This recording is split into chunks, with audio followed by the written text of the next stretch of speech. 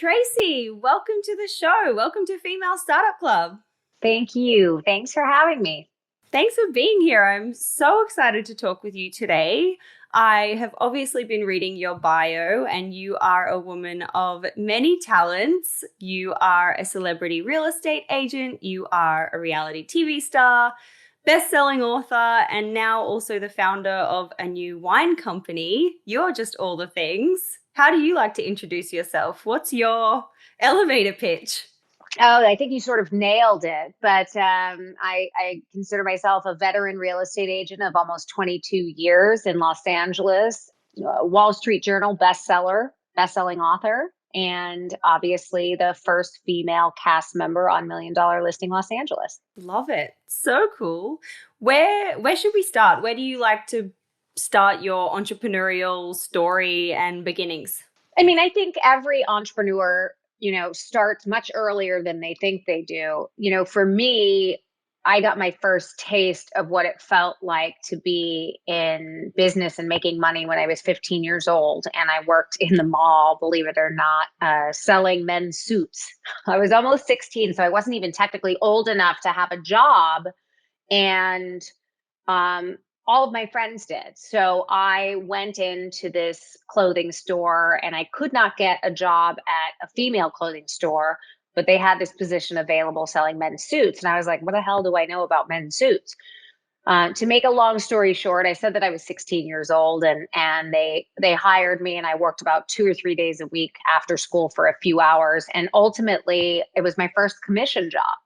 So I realized very quickly by my performance sort of dictated how much money I was going to make. And I liked that. I liked the feeling of the independence that I had, making my own money, and that my performance was going to dictate what kind of money I was going to make in the future.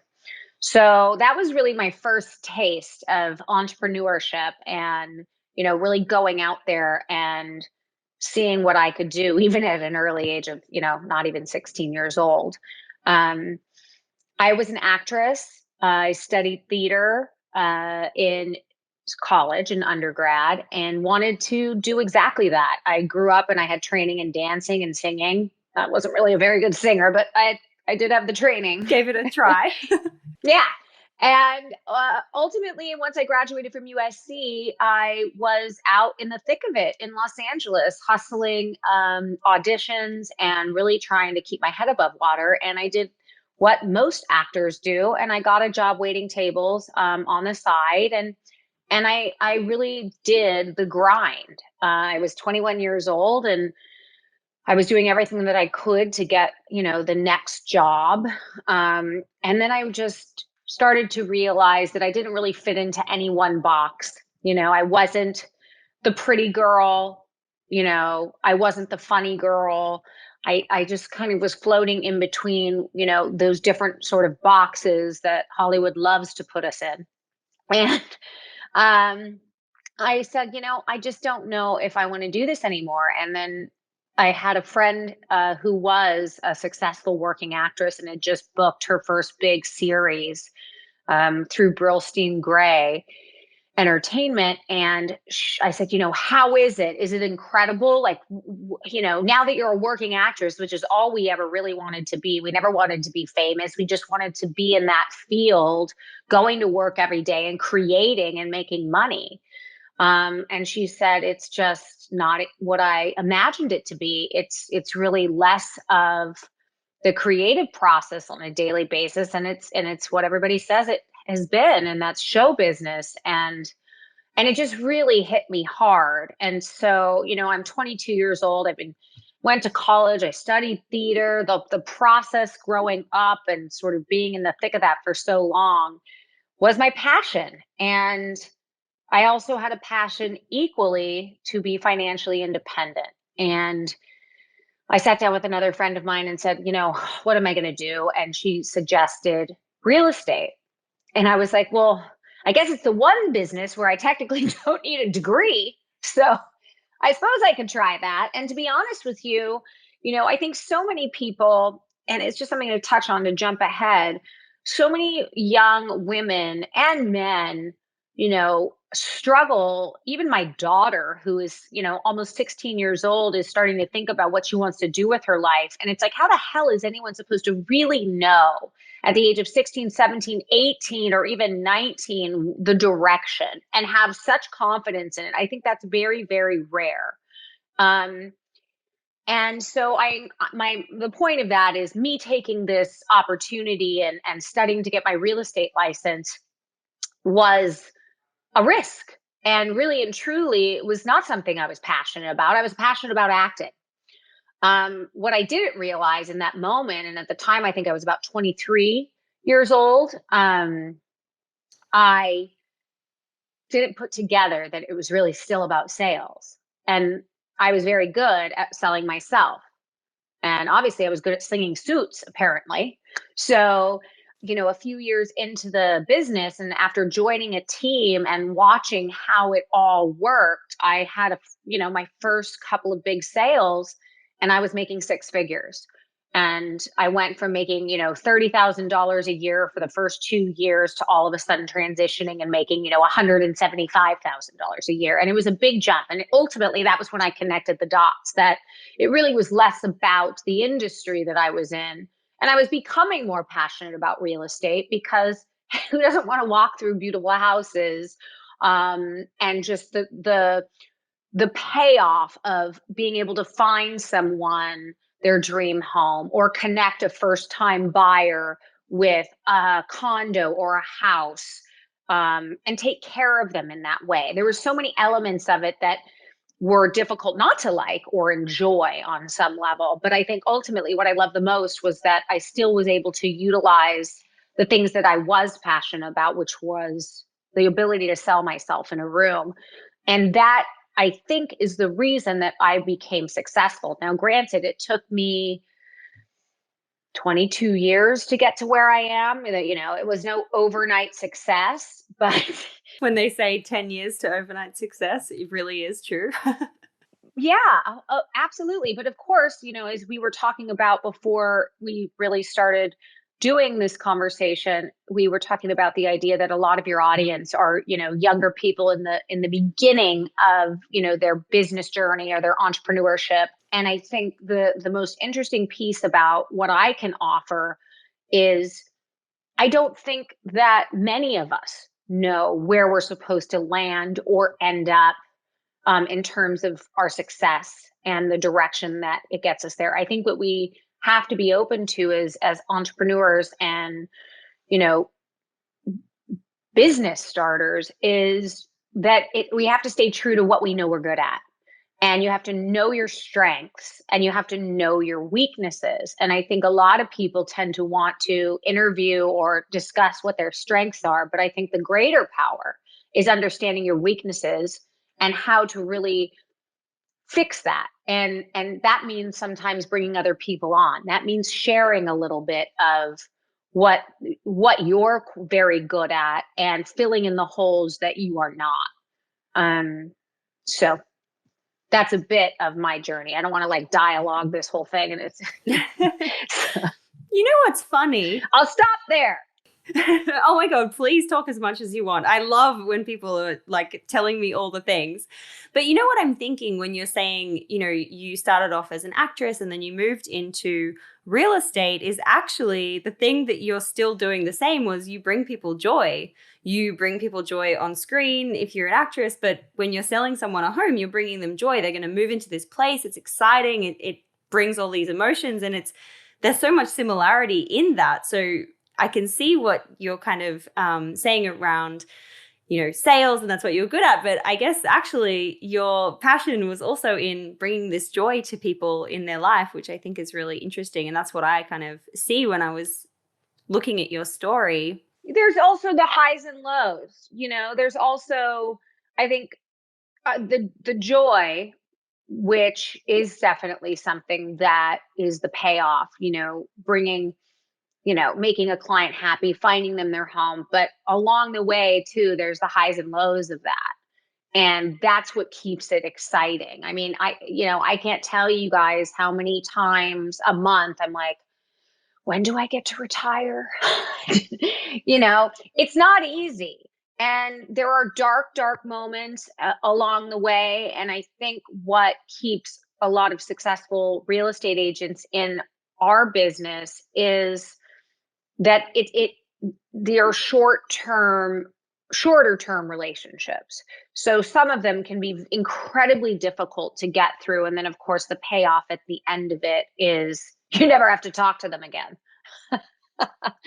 or or you do, but it doesn't come without its highs and lows. It's not always a joyful experience, but the joy really comes at the end, for in most cases, when you get to the finish line and you take a first time buyer through the difficult journey of finding their first home, and teaching them really what that process looks like, and what it means. So um every day is different, and that keeps it exciting, but it also is, exhausting. I bet. And you have a lot of things on the go. So I want to talk about the wine company. Where does wine come into the mix? How did you decide to start a direct to consumer brand? Well, I love wine, so there's that. I hear that. When I had an opportunity and I had $1 million listing come to the table and want to incorporate sort of the first woman into the show that had been on for 9 years and was one of the longest running shows on Bravo.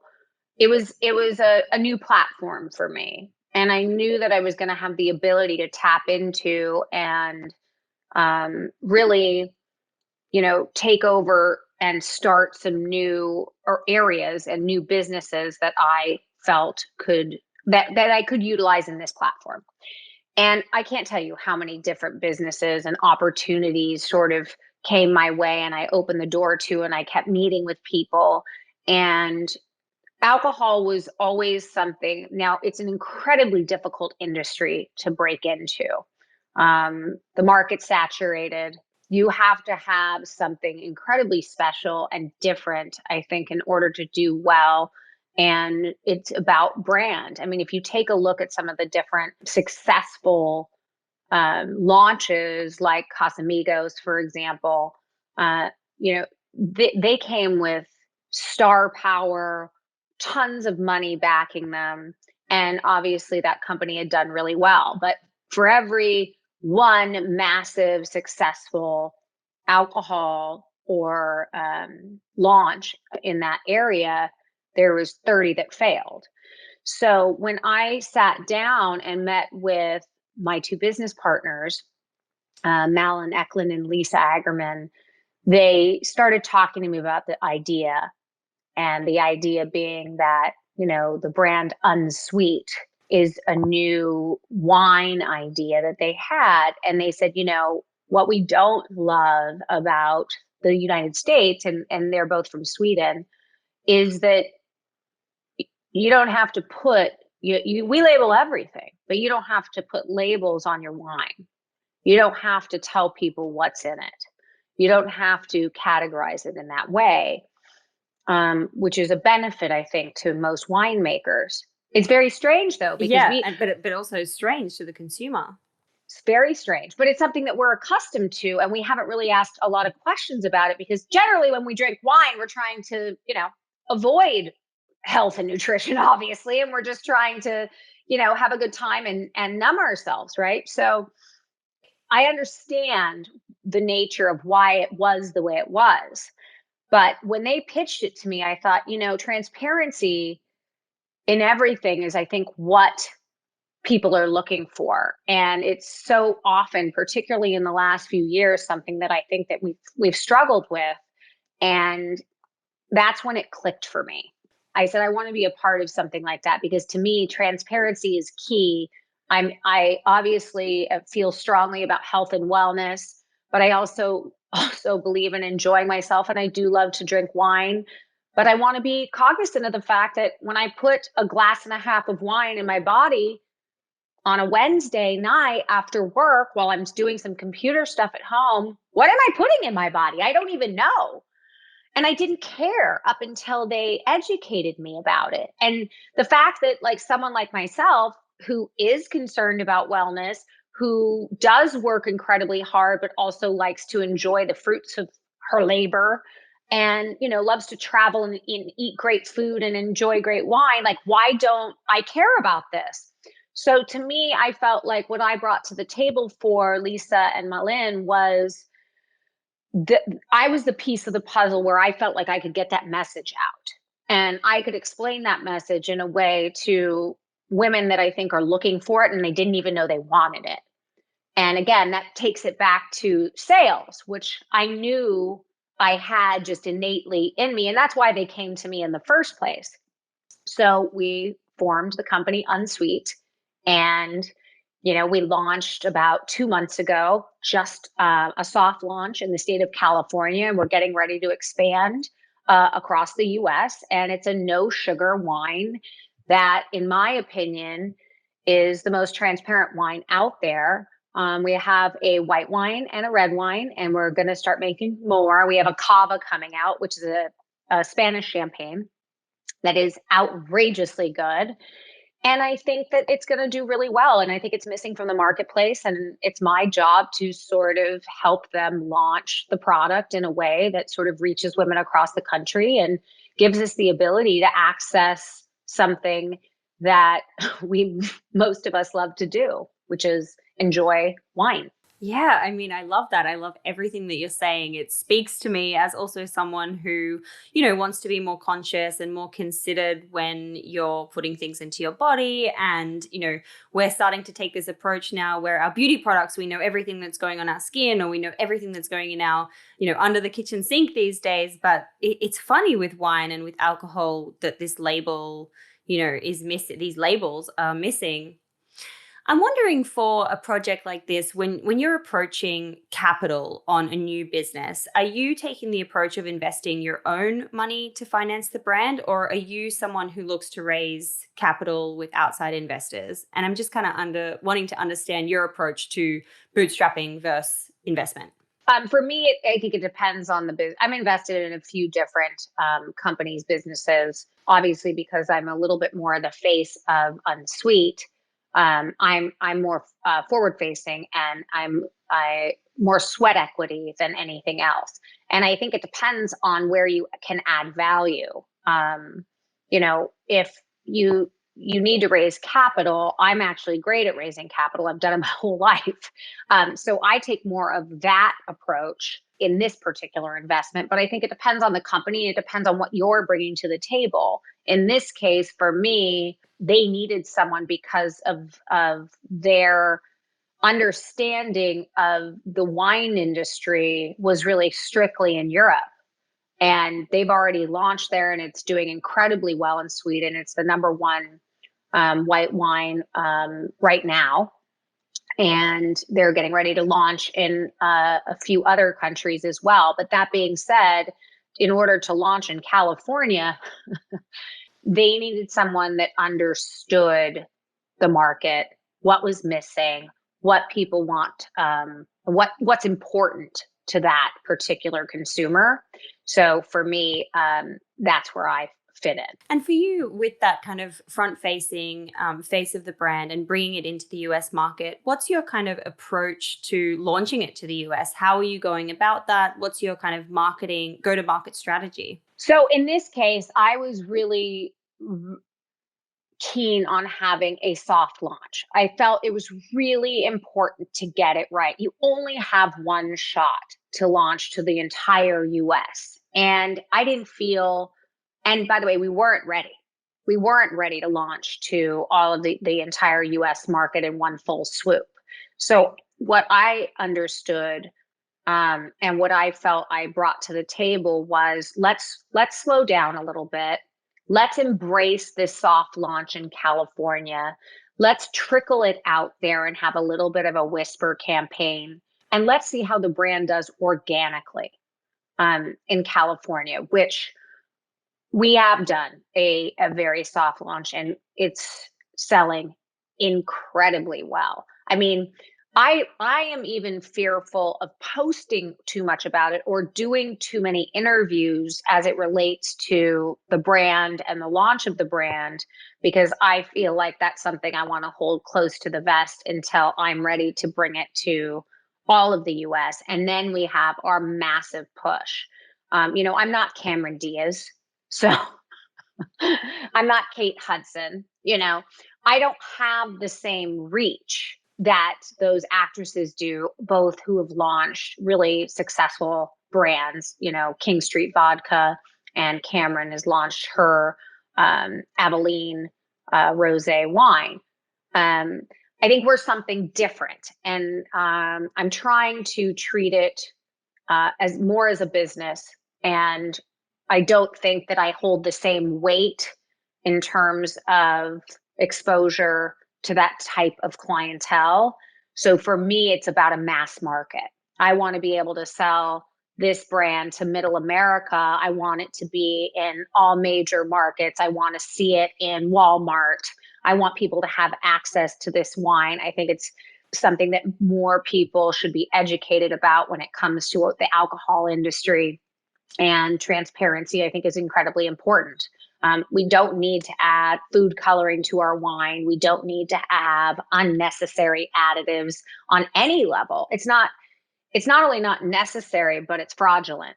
And so the approach that we're taking is a little bit different. And in the next month, we will be opening up to the entire US market. And that's when we intend to do a massive launch and advertising and marketing campaign. Ah, exciting stuff.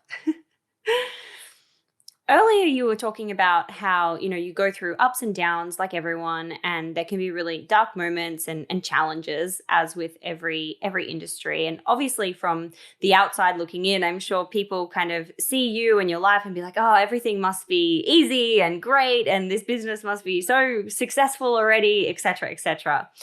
Are there any kind of challenges about the wine industry, and that kind of like national distribution that you're going to be going after, that you can share for others who are perhaps entering the wine industry in particular? Uh, no, I can't, because it's not specifically enough where I think it's going to give people coming into our industry any sort of leg up. And candidly, a lot of the stuff that I do know is confidential and proprietary, and I have to sort of protect our brand. but what I will say is it's an incredibly difficult industry, and I have had to really educate myself about how it runs, and how they do business, and really the goal being, to build the business enough to potentially sell it to a massive brand, cash out and retire on a beach somewhere in Turks and Caicos. I don't know. But I mean, I'll be totally honest with you. I am not in the business of anything other than sales. So I'm not a alcohol specialist. This is not like Malin and Lisa navigate that piece of it. I am about branding and sales. So obviously I don't want to say anything on their behalf that they wouldn't appreciate. But I can say, for people getting into this industry, it is incredibly difficult, very competitive, and it's a very small club, and difficult to break into. So you've got to have a lot of capital, and you've got to have the right people on the team. And I will say advertising and marketing is the biggest piece of it. So having a budget in place that is big enough to manage launching a brand like this is very important. Yes, absolutely. I totally get that. Gosh, so exciting. I want to switch topics again because we have more to cover. Tell me about your book. You released a book a few weeks ago, or about a month ago, and it's a bestseller. Tell me about everything. Fear is just a four-letter word is the book. And this is how to develop the confidence to own any room that you walk into. It is a Wall Street Journal bestseller. We launched it a little longer, little ways back.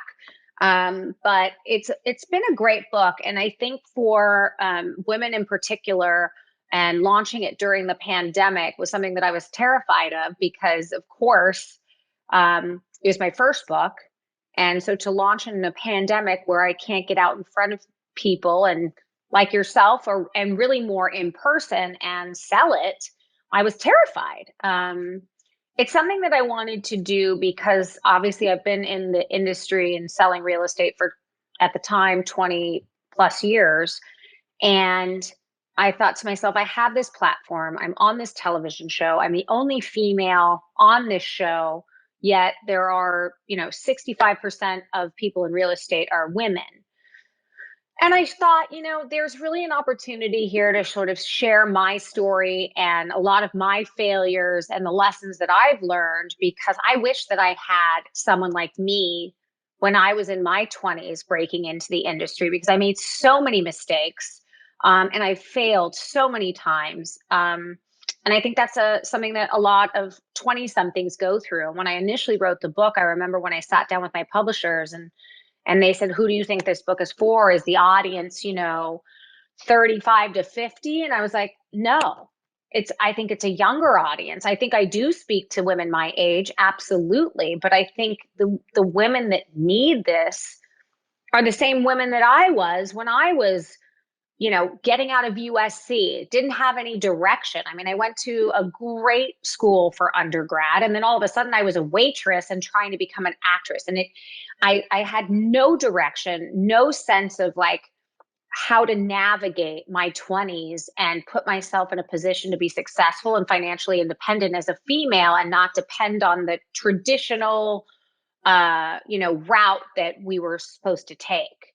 Be married by 28, have a couple of kids, quit your job because you have to be the one to stay at home, right? So I wanted to dispel that myth that I knew that it was going in another direction. And I see that women are beginning to buck the system a little bit more. So I wanted to give them sort of a Bible, if you will, to support them. And someone who obviously is 20 years their senior, who isn't and hasn't taken that path or really tried that path and failed and is now saying, hey, like, red flag, guys, you don't have to do it this way. You can manage and keep a career, be incredibly successful, also have a husband or a wife and kids, but you don't have to give up everything as a woman. And I wanted people and women to understand that they have to be able to walk into that boardroom and compete against their male peers and understand how to navigate that. And I think most women walk into a boardroom and they wait. They wait to be asked a question. They wait and they raise their hand to speak because, I mean, historically, traditionally, that's what the men were the hunter and gatherers and we were the nurturers. So that still is how we are viewed in business. And of course, that's what we're all fighting for. And this is what I talk about every day. But that's what the book is about. It's teaching young women how to have that confidence to walk into the room. And it's literally step by step things that you can do to prepare yourself to be successful in a male dominated industry. Can you give us a few examples of the step-by-steps that are your favorite, perhaps, from the book? Well, I always say, before you walk into any room, you really need to do diligence on the people that you're walking into the room with. I mean, everything is about connection. It's the most important thing that you can do. I don't care how prepared you are or how much knowledge you have in the industry that you're in. If you can't connect with the person sitting across from you because you're just reciting facts and you assume that because you have the skill set that you're going to get the position, you could be far and away the most qualified person in the room. But if you ask or take a survey of 100 women who may have been the most qualified person in the room and ask if they actually got the position, I guarantee you it was 20% or less. And it's because men tend to know how to connect in that nature with another man sitting across from them. And as a female, you have to learn how to connect with the opposite sex. You have to utilize your and we're taught not to. We are taught not to use our femininity and access that part of ourselves. We're taught to shut that down and be more masculine.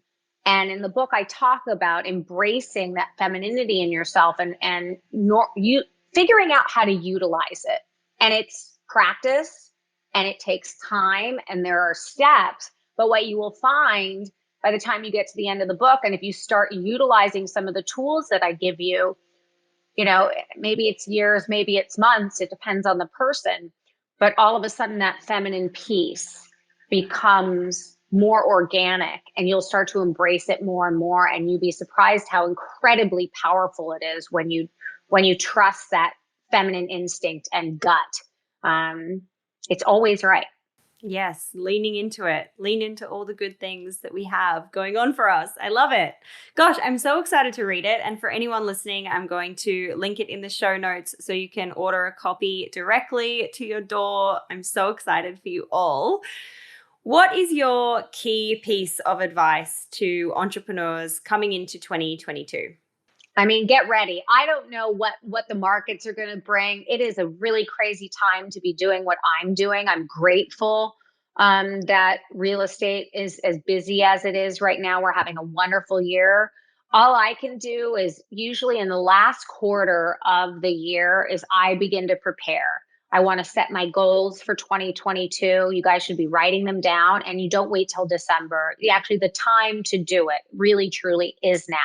I'm preparing for next year. I'm setting my financial goals, my expansion goals in all facets of my real estate business. And then, of course, I've got my other businesses that I'm paying attention to as well. But you need to be sitting down. You need to be figuring out if you need to expand your team. You need to be figuring out where to invest your capital so that you can expand. Because if you're not working on growing the business, then you're not going to be growing your wealth. I love that. What a great piece of advice. Thank you so much. You're welcome. That was awesome. We wrap up every episode with a series of 6 quick questions, some of which we might have covered, some of which we might not have, but I ask them all the same. So you ready to go? Oh God, is this like fast? No, no. It's not that fast. It's definitely not that fast. Question number 1 is, what's your why? Why are you doing everything that you're doing? Because I want financial independence. I want to feel like a strong female that doesn't need to be taken care of by a man. I want to make decisions about my family, about my love life, about my friendships because it's organic and personal to me, not because I have to lean on people for financial assistance. Yes, love that. Ditto. Ditto, everyone listening, I'm sure. Question number 2 is, what has been the number 1 marketing moment that's made the wine brand pop so far? I know it's early days. Yeah, we're really, I don't think, to be honest with you, we're not there yet. I don't think we've even scratched the surface. That's really what I've said. I wanted to hold back so much regarding this because it's personal to me. And I think that you only really have one shot to launch properly. And having these conversations to me are important, sort of, like I said, having the whisper campaign, but there's a lot more to come there. And I think a big part of the advertising and marketing launch for this product is going to be coming in the next 30 days. I will keep in the loop. I will be watching with excitement. Question number 3.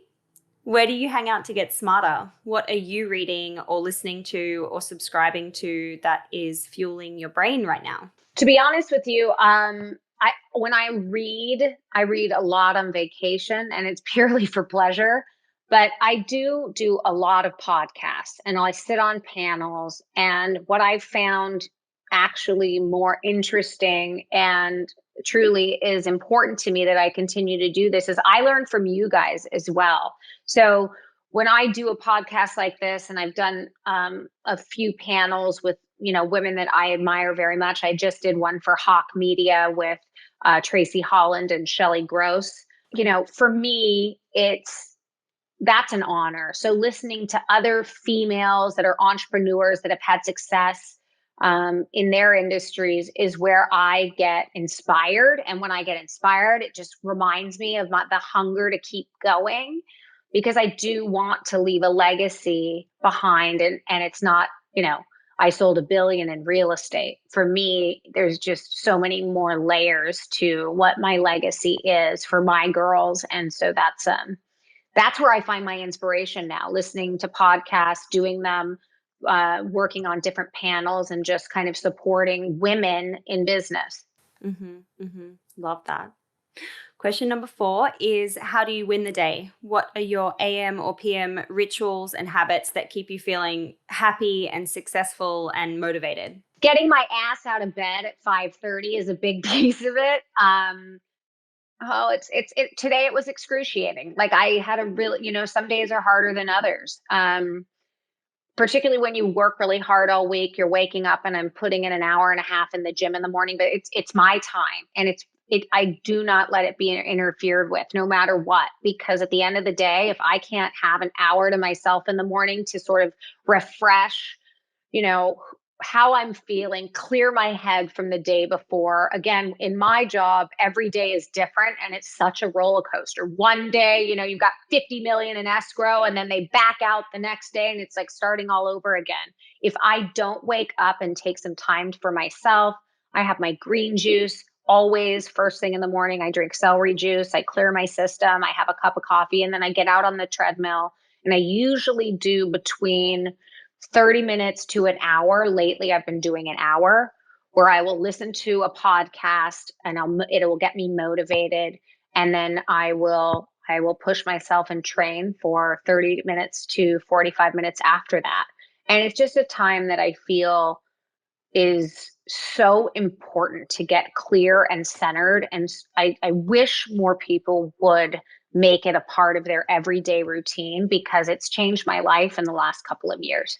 Yeah, so important for mental health, so important for that. I mean, physical health too, obviously, but that clarity you get from, sweating, sweating every day, having the time to think and push through. And just like push yourself physically. It's so easy to wake up and hit your computer and stare at it and go, okay, I better just get started. And it's like on repeat, and it's a grind, and you tire of it. And this is something that, getting up and getting there today was difficult, but I'm so glad I did it, because I could sit down and have a clear head and be able to speak to you without thinking about all of the other crap that's going on. You really have to, in order for me to be focused and get in front of the people that I get in front of every day, I have to take that time for myself in the morning. Totally. And I feel like you never actually regret going to the gym afterwards. Afterwards, you always think, oh, I'm so glad I went.